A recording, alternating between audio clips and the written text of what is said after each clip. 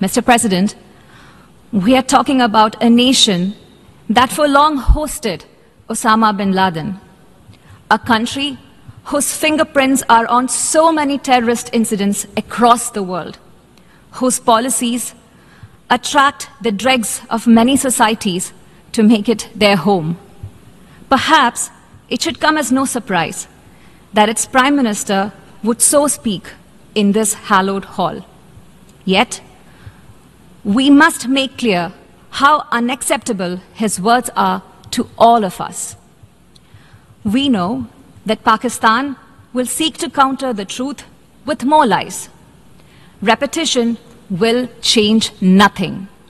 Our stand is clear and needs no reiteration. Thank you, Mr. President. I call on the representative of India.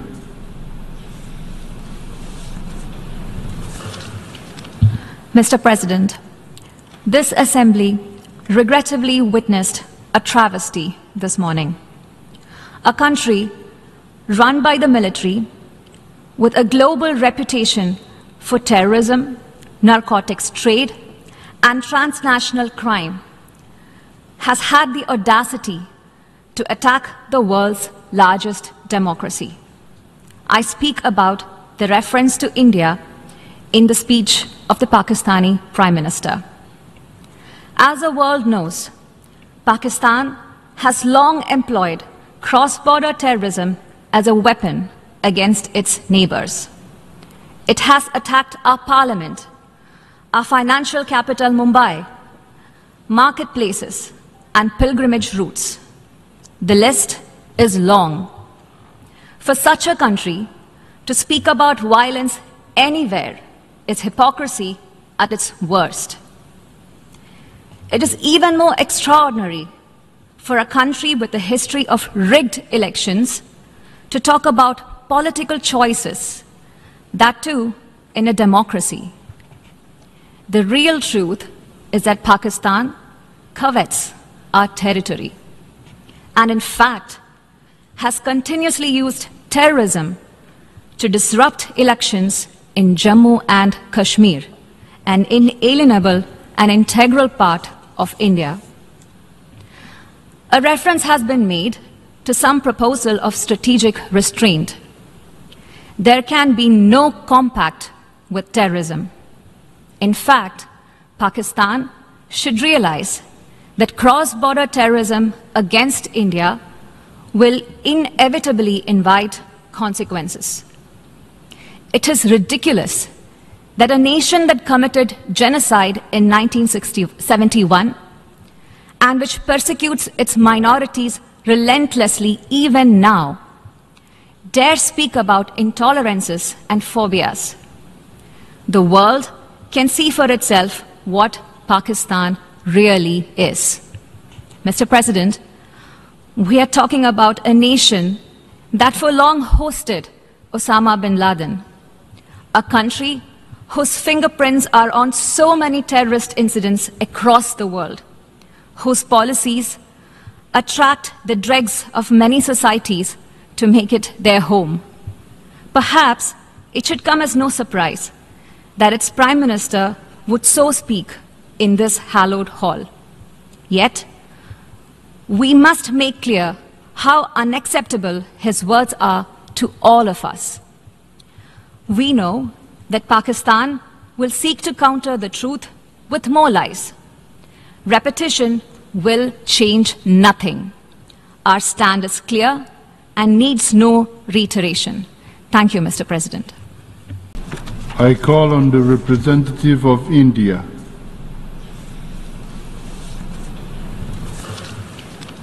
Mr. President, this Assembly regrettably witnessed a travesty this morning. A country run by the military with a global reputation for terrorism, narcotics trade, and transnational crime has had the audacity to attack the world's largest democracy. I speak about the reference to India in the speech of the Pakistani Prime Minister. As the world knows, Pakistan has long employed cross-border terrorism as a weapon against its neighbors. It has attacked our parliament, our financial capital Mumbai, marketplaces, and pilgrimage routes. The list is long. For such a country to speak about violence anywhere is hypocrisy at its worst. It is even more extraordinary for a country with a history of rigged elections to talk about political choices, that too in a democracy. The real truth is that Pakistan covets our territory and in fact has continuously used terrorism to disrupt elections in Jammu and Kashmir, an inalienable and integral part of India. A reference has been made to some proposal of strategic restraint.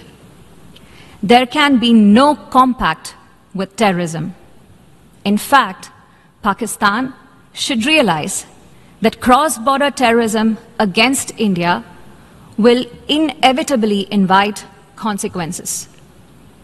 It is ridiculous that a nation that committed genocide in 1971 and which persecutes its minorities relentlessly even now dare speak about intolerances and phobias. The world can see for itself what Pakistan really is. Mr. President, we are talking about a nation that for long hosted Osama bin Laden, a country whose fingerprints are on so many terrorist incidents across the world, whose policies attract the dregs of many societies to make it their home. Perhaps it should come as no surprise that its Prime Minister would so speak in this hallowed hall. Yet, we must make clear how unacceptable his words are to all of us. We know that Pakistan will seek to counter the truth with more lies. Repetition will change nothing. Our stand is clear and needs no reiteration. Thank you, Mr. President. I call on the representative of India.